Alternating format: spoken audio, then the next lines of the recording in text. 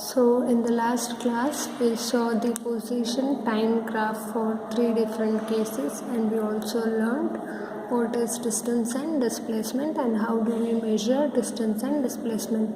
So in this class let us start the new topic, that is average velocity and average speed.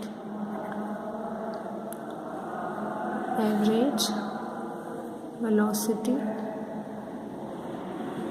and average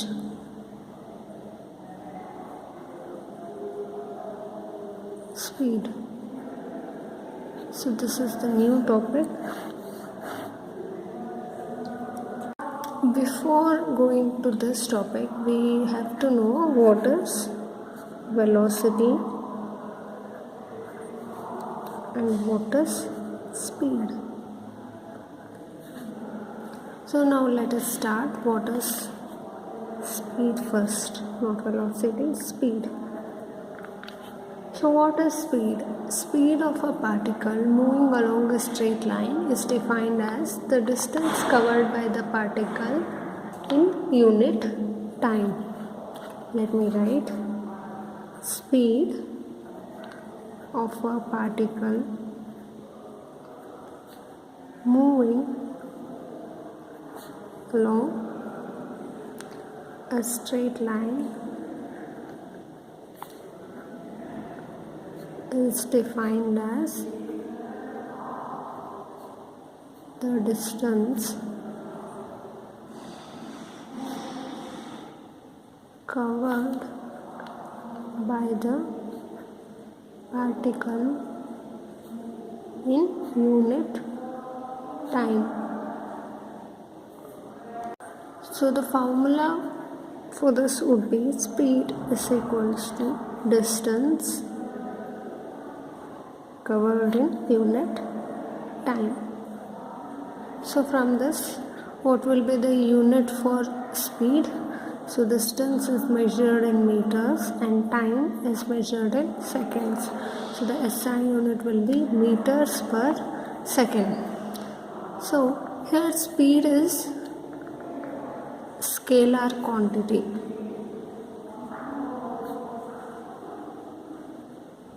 Why it is scalar quantity? Because here we are taking distance, not displacement, and speed is not the directional dependence, hence it is a scalar quantity.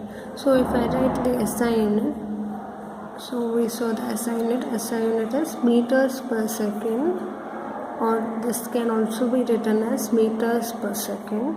So if you change the unit, you can take it in kilometers per hour, which is used in the day-to-day life applications. So let us see the conversion from kilometers to meters per second. So if speed of an object is given in kilometer per hour, and if you want to convert this to speed in meters per second, then you just have to multiply this quantity with 5 by 18. So if you multiply 5 by 18 to the speed, which is in kilometer per hour, then you can convert that value to meters per second. So this is again an important. So now the next observation for the speed would be the speed of the particle cannot be zero. Speed of the particle cannot be zero. Why this cannot be zero? Because here we are considering the distance, and for any object the distance cannot be zero, and like the same way the speed of the particle cannot be zero. In the dimensional formula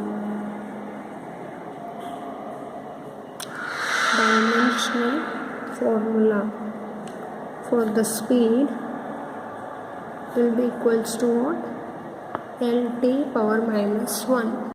Why it is LT power minus 1? Because the SI unit of speed is meters per second. If you write typed in dimensional quantities, and you can write it as LT power minus 1. This we saw in our earlier classes. If you are not clear in how to write the dimensional formula, then please go back to the earlier lectures which I have made on the units and measurement topic. Then this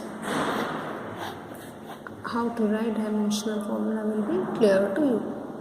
So next is velocity of a body. So velocity of a particle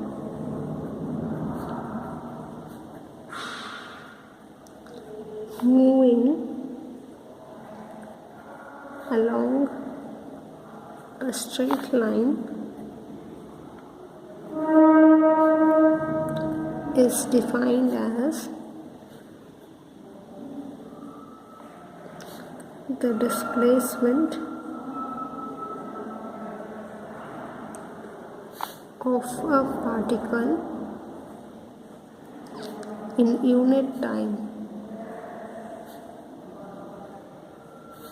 So formula will be velocity is equals to displacement by time. Since the displacement here is directional dependent, velocity will be again the directional dependent. Then we can write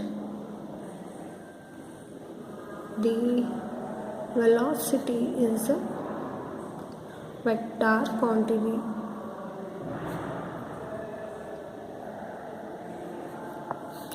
So SI unit for velocity will be displacement is measured in meters, time is measured in seconds. So the velocity unit for velocity will be meters per second.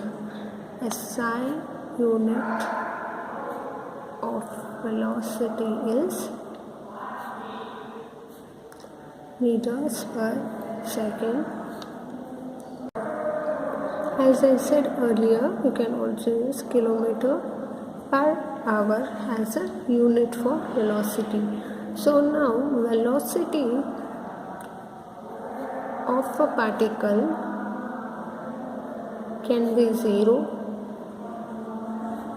Why it can be 0? Because the displacement of the particle can be 0. So from that the velocity of a particle can also be 0. It can be positive and it can be negative. So velocity of a particle can be 0, positive or negative. The dimensional formula is LT minus 1, which is same as the dimensional formula for speed. So this is what is velocity, and we also learn what is speed. So now the next topic is average velocity.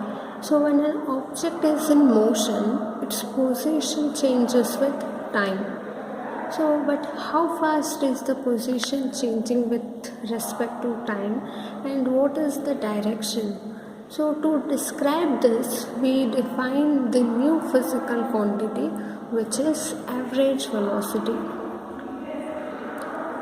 Average velocity. So average velocity is defined as change in displacement divided by the time interval in which the displacement occurs. So average velocity is the change in position or displacement delta x divided by the time intervals.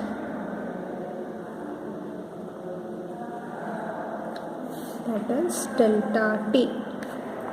So average velocity is denoted by v bar, the formula for V bar will be V bar is equals to change in displacement by the time interval in which the displacement has occurred. So this I can write it as delta x by delta t. So here x1 and x2 represents the position of an object at time t1 and t2 respectively. So x1 is the position of an object at time t2, and so this is x1. x2 is the position of an object at time t2, and x1 is the position of an object at time t1. So now the SI unit for this average velocity will be again what? Meters per second or meters per second, or you can also write it kilometer per hour. Clear? So now average velocity can be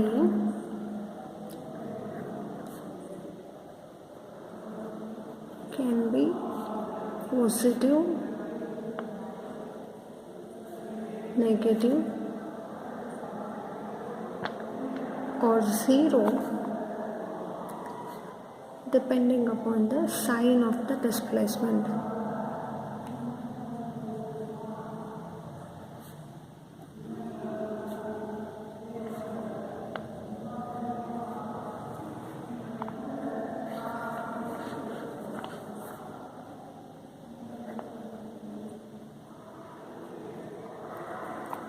So now let us understand with an example.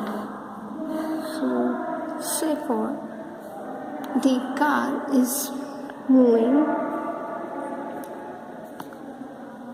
in a straight line, so which will be given from this graph. So here the y-axis denotes the position in terms of meters, and x-axis denotes the time in terms of seconds. So if the motion of the car, say for example, is in this way, so let me draw the scale. It's 1, 2, 3, 4, 5, 6, 7, 8.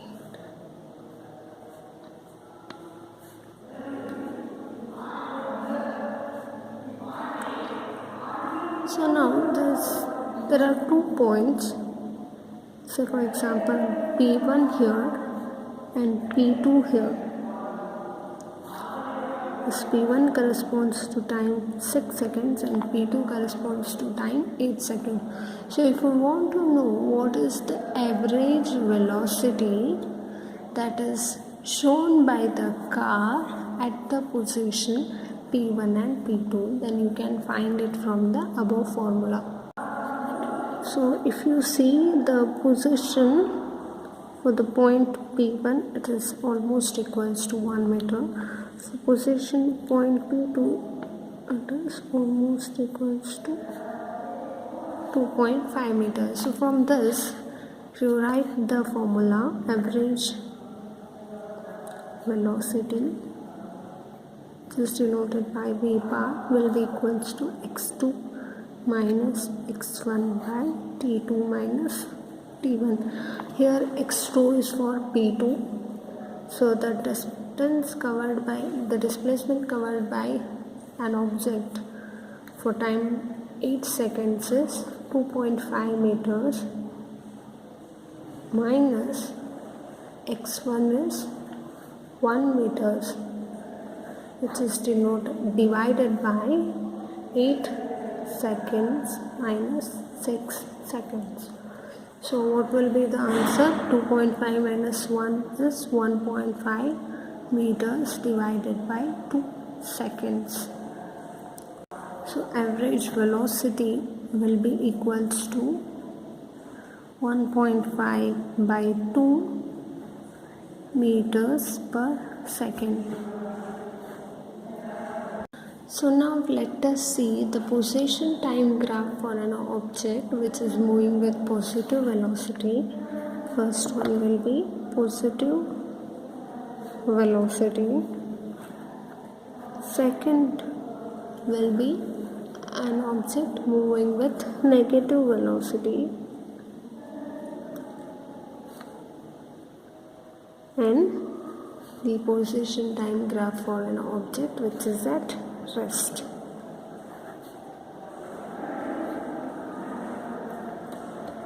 So for positive velocity, the displacement covered by an object should also be positive. So for first case, for positive velocity, the graph would look something like this. So this is origin, time is in seconds, and position is in meters. This is y-axis and this is x-axis. So this will give you positive velocity. Why this will give you positive velocity? Because here the displacement is changing positively. The displacement is increasing with respect to time. So if you see for negative velocity,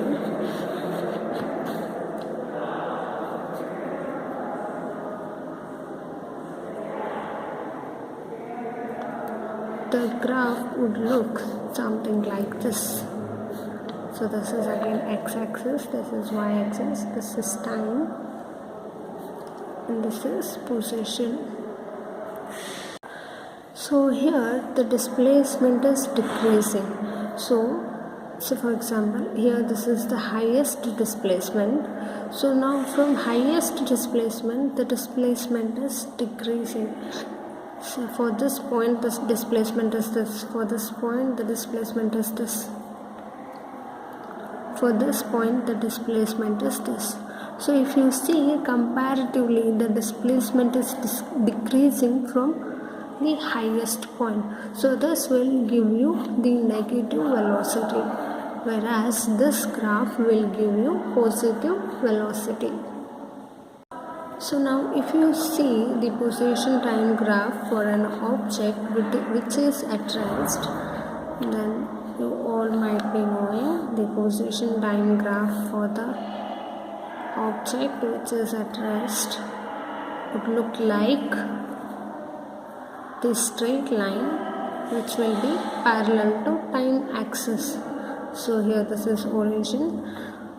Why it is parallel to time axis? Because the displacement here has remained constant, whereas the time is changing. Say for this point the time is different, for this point the time is different, for this point the time is different, for this point the time is different. But if you see for all these points the displacement is same, or the displacement is constant. So this is the position time graph for an object which is at rest. So you saw the positive velocity, negative velocity, and the object at rest graphs. So now in this topic you learn the average velocity. For measuring the average velocity, you need the quantity displacement, but there is one more physical quantity which is known as distance. So if you measure the total distance traveled in total time, will give you average velocity. Say for example, what is average speed? So average speed is the total distance traveled in total interval of time. Average speed is defined as the total path length traveled divided by